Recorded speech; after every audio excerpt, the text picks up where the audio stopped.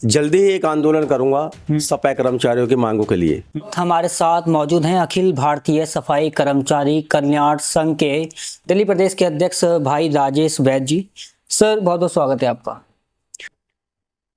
बहुत बहुत धन्यवाद। सर जिस तरीके से सफाई कर्मचारियों की अगर हम बात करें तो दिल्ली नहीं बल्कि पूरे देश भर से सफाई कर्मचारी जो इस देश को साफ रखने का काम करते हैं उनके साथ शोषण होता आ रहा है। और इससे पहले भी कई बार उन्होंने अपनी मांगें उठाई हैं जंतर मंतर से। दिल्ली के कई हजार की संख्या में लोग इकट्ठे भी होते हैं, लेकिन देखा ही जाता कि आखिर उनको न्याय मिलता ही नहीं है। आप नवनिर्वाचित दिल्ली प्रदेश के अध्यक्ष बने हैं, तो जो सफाई कर्मचारी की जो मांगे हैं उनको किस तरह से देखते हैं और कितना हद तक आप उन पर काम करने का काम करेंगे? सबसे पहले मैं आपके चैनल के माध्यम से बता देना चाहता हूं, जो हमारे सफाई कर्मचारी हैं उनका शोषण 75 वर्ष आज़ादी को हो गए और 75 वर्ष से ही इनका शोषण किया जा रहा है।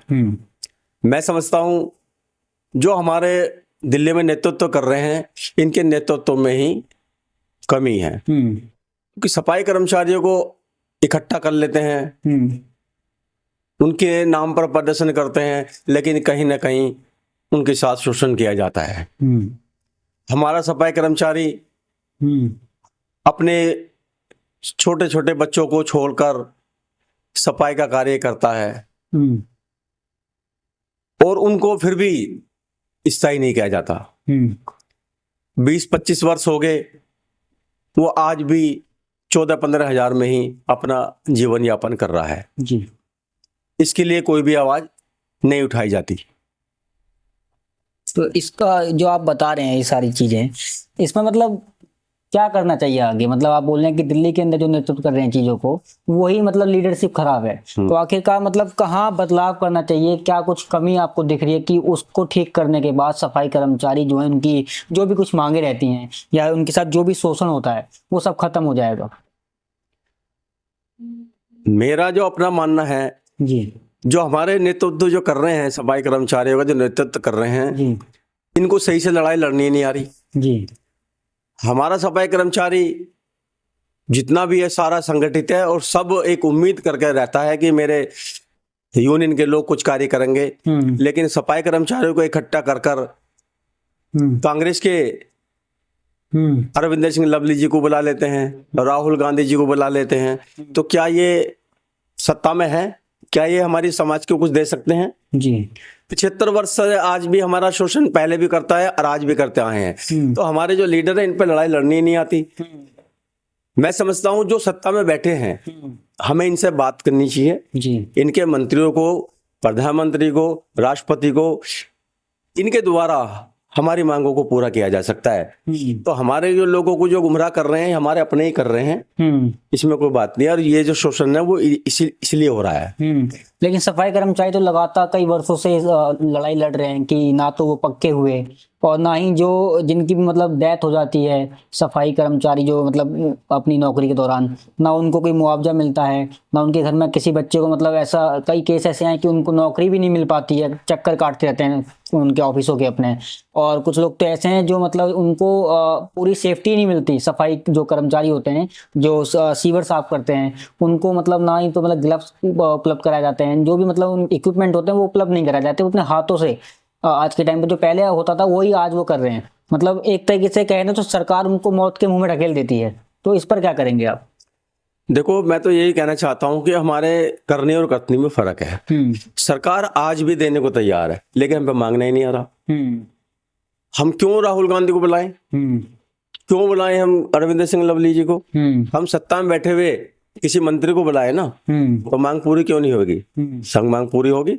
क्या लगता है मतलब कर्मचारी अगर बुलाएंगे तो वो आएंगे सुनने के लिए? कर्मचारी तो हमारा एक भोला समाज है, जब ये विपक्ष आ सकता है तो जो सत्ता में बैठे हुए क्यों नहीं आ सकते?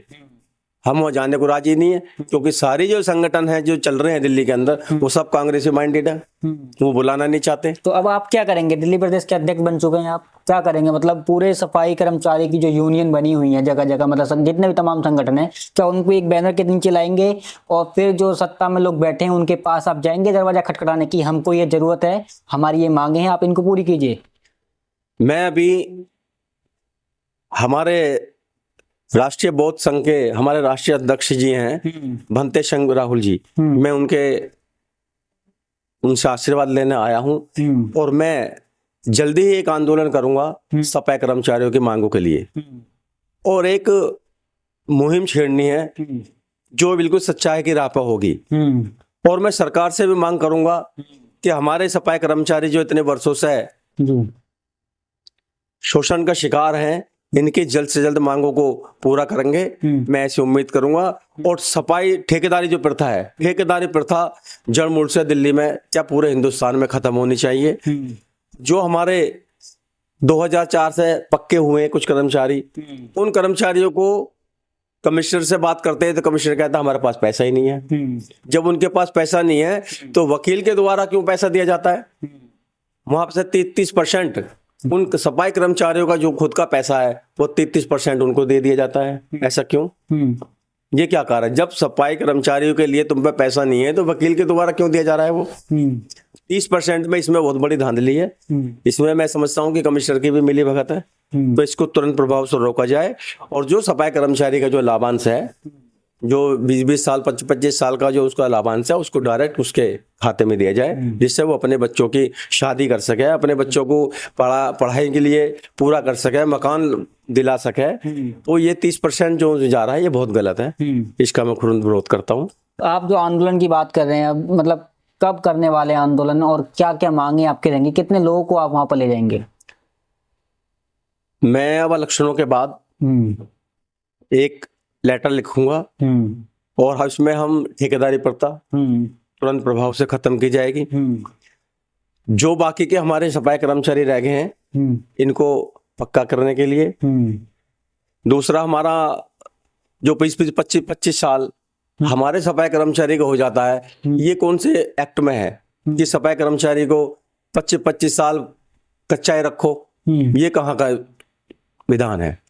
तो मैं इसके लिए पुरजोर अपील करता हूं कि जो भी सफाई कर्मचारी की भर्ती की जाए वो तुरंत प्रभाव से उसको पक्का किया जाए, ना कि वो सफर करे। आपने सुना अभी भाई राजेश वैद्य जी को, साफ तौर पर इनका कहना यह है कि अभी चुनावों के बाद ये बड़ा आंदोलन दिल्ली के अंदर करने वाले हैं। नवनिर्वाचित जो हैं दिल्ली प्रदेश के अध्यक्ष अभी बने हैं, और इनका आरोप यह है कि जो सफाई कर्मचारी हैं उनको कहीं ना कहीं बहला फुसलाकर और कांग्रेस के पीछे ढकेल दिया जाता है, और वहां पर जो उनकी मांगे जो होती हैं वो केवल मतलब मिट्टी में मिल जाती हैं। लेकिन अब भाई राजेश जी ने कहा है कि अब जो है चुनावों के बाद एक बड़ा आंदोलन होने वाला है, और सबसे बड़ा मुद्दा इनका रहेगा कि जो ठेकेदारी प्रथा है उसको जड़ से खत्म करने के लिए ये आंदोलन करने वाले हैं। तो इस वीडियो पर आपकी क्या राय है कमेंट सेक्शन में जरूर बताएं, वीडियो को शेयर करना ना भूलें।